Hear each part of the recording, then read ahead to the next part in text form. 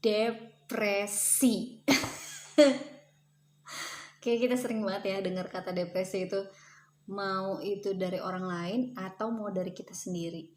Aduh, gue depresi banget nih. Aduh, gue stres, kayaknya gue depres deh. Depresi yang saya alamin, kalau yang saya alamin itu adalah saya itu bener-bener nggak mau ngapa-ngapain. Saya tadinya suka, misalnya saya tadinya suka masak, saya tadinya suka makanan enak, saya tadinya suka jalan misalnya. Itu nanti saya tiba-tiba nggak kepengen lagi tuh, nggak kepengen sama sekali ngelakuin itu semua. All I wanna do is sleeping or lay down in my bed. Bener-bener kayak pengennya tuh di kamar aja, nggak pengen ketemu siapa-siapa, bahkan membayangkan ketemu orang lain tuh kayak serem banget. Itu kalau buat saya ya, depresi tuh kayak bener-bener sesuatu yang ngiket saya di kasur seharian selama berhari-hari bahkan berminggu-minggu tanpa pengen ngelakuin apa-apa. Memang langkah pertama yang paling pas itu ya kita sadar dulu kalau kita depresi kan. Kayak udah terlalu lama nih di kasur terus, udah terlalu lama nih nggak pengen ngapa-ngapain, udah terlalu lama nih bahkan punya gangguan tidur, punya gangguan makan gitu. Kita sadar dulu. Begitu kita sadar, kita harus bener-bener memaksa badan. Kalau saya ya, saya bener-bener memaksa badan saya, nggak mau tahu, pokoknya harus keluar dari kamar, saya harus mandi, saya harus keluar kalau bisa ketemu orang atau ketemu teman gitu. Kayak kalau kita udah sadar nih kalau ternyata kita tuh depresi, kita udah sadar bahwa kita harus memaksa badan kita dan pikiran kita untuk bangkit, maka itu akan lebih mudah. Kalau yang pertama kali saya lakuin, biasanya saya lakuin itu dengan mengubah atau memperhatikan makanan saya. Saya akan kurangin gula, karena dari yang pernah saya baca, gula itu ngaruh banget ke hormonnya kita. Jadi saya akan ngurangin sebisa mungkin gula. Kalaupun saya bikin es teh, saya bikin low sugar. Kalau saya makan nasinya saya jaga. Dan saya udah berhenti minum minuman yang kayak di kulkasnya minimarket. Jadi minuman-minuman itu kan tinggi banget gulanya, 20 sampai 25 gram. Padahal kita harusnya nggak minum sebanyak itu gula. Terus kopi itu juga, apalagi buat yang punya mah ya. Saya tuh belakangan baru sadar kalau ternyata kopi itu kalau saya minum bener-bener teratur tiap hari itu akan meningkatkan asam lambung saya dan meningkatkan kecemasan saya. Breakdown saya di tahun 2015 itu sampai yang saya benar-benar harus izin kantor itu setelah saya minum kopi. Jadi kayak asam lambung saya naik, terus tangan saya langsung gemeteran. Dan saya panik banget ngelihat orang di kantor tuh kayak banyak banget, dan saya kayak, kenapa mereka berseliweran, kenapa mereka ada di sini banyak banget orang. Saya panik dan akhirnya kayak rasanya pengen histeris banget. Akhirnya saya izin dari kantor, saya pulang, terus saya nemuin dokter saya sorenya. Nah itu, jadi kebiasaan minum es kopi yang terus-terusan itu mungkin banget mancing, apalagi kalau kamu punya mah, mungkin banget mancing asam lambung dan mancing kecemasan kamu. Apalagi kopi itu kan bikin otak kita lebih aktif ya, lebih aktif juga overthinkingnya, lebih aktif juga mikir kemana-mananya. Wah, kita mah harusnya hidupnya buat hari ini aja, dia udah mikirin 10 tahun kemudian. Kita mah harusnya hidupnya buat hari ini aja, masih mikirin kejadian 10 tahun yang lalu. Ya kayak gitu-gitu deh.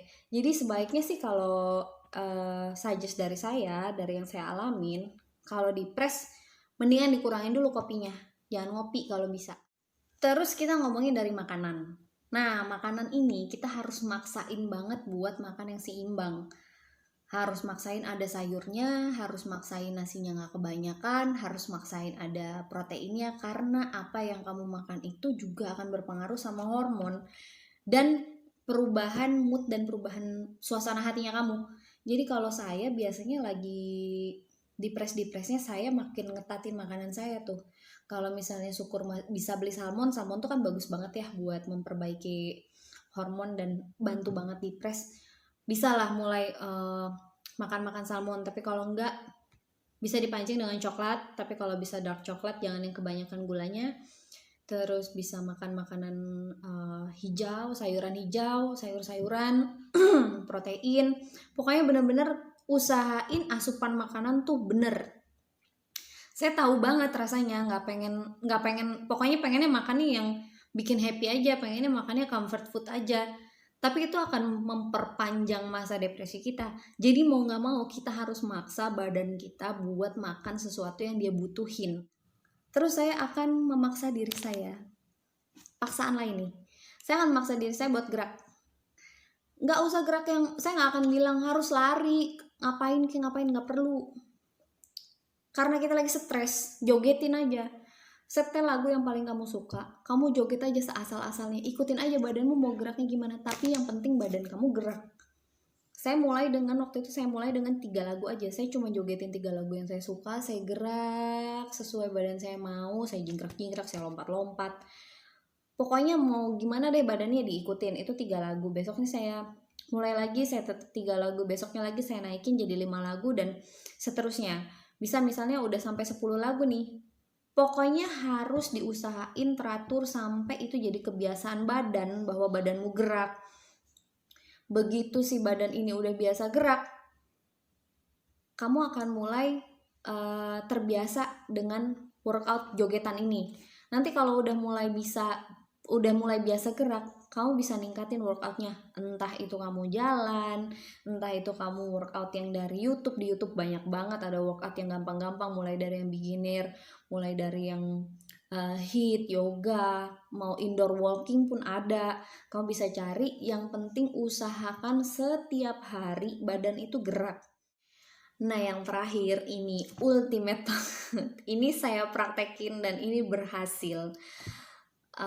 Happiness, fake it until you make it. Jadi memang ketika kita depresi atau kita stres, kita gak punya alasan buat ketawa. Mau ngetawain apa? Kita belum bisa ngetawain hidup, yang ada kita ngasihanin diri sendiri. Ya ampun kasihan banget, aku begini, aku begitu, hidupku begini, hidupku begitu. Padahal dengan kita ngetawain hidup kita, itu akan ngurangin banget stresnya. Jadi saya punya ritual dulu dan masih saya lakukan sampai sekarang. Kalau saya udah mulai ngerasa low mood, saya nontonin hal-hal lucu. Saya nontonin stand up waktu itu. Mau stand up Indo, mau stand up luar saya tontonin. Tapi saya punya jadwal minimal saya nonton itu setengah jam. Minimal saya dalam sehari ketawa setengah jam.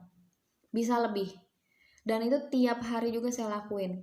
Saya ketawa, tadinya saya ketawa getir, lama-lama ketawa beneran, lama-lama ketawanya makin ikhlas, lama-lama ketawanya makin ngakak. Pada akhirnya karena setiap hari saya nontonin stand up dan setiap hari saya nonton orang-orang yang ngetawain hidupnya mereka, saya belajar buat ngetawain hidup saya sendiri. Saya belajar buat ngetawain masalah saya sendiri. Jadi kayak kerasa banget perubahannya ketika saya cerita ke temen. Kalau dulu saya ceritanya, ya nggak tahu deh ya, gue juga nggak ngerti lagi nih hidup gue gimana. Rasanya tuh kayak gitu. Tapi begitu saya udah kebiasa nih ngeliatin orang ngetawain hidupnya di stand up sana, saya udah biasa ketawa. Saya tuh kalau cerita ke orang tentang hidup saya kayak, lah mau gimana lagi, biarin aja. Ya kalau seandainya masalahnya mau datang, ya udah gue bukain pintu, silahkan selamat datang gitu. Bisa kayak gitu ceritanya. Jadi orang yang dengerin cerita kita juga nggak ketarik sama energi depresi kita. Mereka tetap tertarik mendengarkan cerita kamu, mereka mendengarkan kamu dengan seksama. Meanwhile kamu bisa deliver, bisa ceritain masalah kamu sepenuhnya ke orang, tapi orang itu mendengarkan dengan senang hati gitu, karena kamu nyampeinnya juga enak. Fake it until you make it, dan itu berhasil di saya. Saya bisa mulai bahagia lagi, saya bisa mulai ketawa lagi, saya udah bisa mulai bangkit lagi. Saya cuma ngelakuin 3 hal itu dulu. Saya makannya dibenerin, saya kurangin kopi, saya kurangin gula. Terus habis itu saya gerak, apapun saya jogetin, apapun lagu yang lagi saya suka, gimana pun, mau joget Jawa, mau Zumba, mau joget India, mau kayak yang terserah. Terus habis itu yang ketiga, fake it until you make it. Ketawa tiap hari sampai akhirnya kamu bisa ngetawain apapun yang lewat di depan kamu. Oke, gitu tipsnya.